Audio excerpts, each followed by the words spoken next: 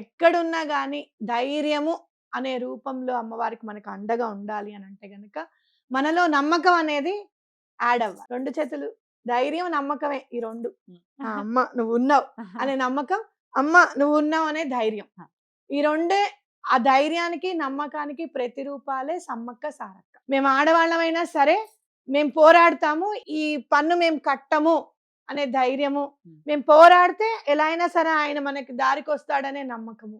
ఈ 2 అక్కడ పీఠం మీద ఉన్నాయి. నాకు ఈ పని జరిగిపోయింది అనుకుంటున్నాను, ఇంకా మీరే అది నా దగ్గరికి వచ్చేటట్టుగా చూడండి, ఆ పని అయ్యేటట్టుగా చూడండి అని చెప్పి దండం పెట్టుకోండి. ఖచ్చితంగా ఓకేనా, ఖచ్చితంగా మీకు పని అవుతుంది.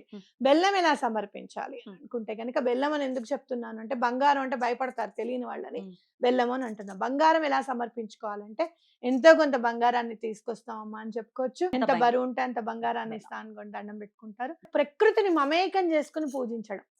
మీరు బతుకమ్మ చూసినా సరే, సమ్మక్క సారక్క చూసినా సరే, 2 ఈవెంట్స్ కూడా గవర్నమెంట్ చాలా ప్రతిష్టాత్మకంగా తీసుకుంటుంది. రాజుకి వ్యతిరేకంగా అయితే పోరాడాడో అదే రాచరికం దగ్గరుండి జాతరని చేయించే విధంగా అమ్మవారు చేసుకున్నారు అని అంటే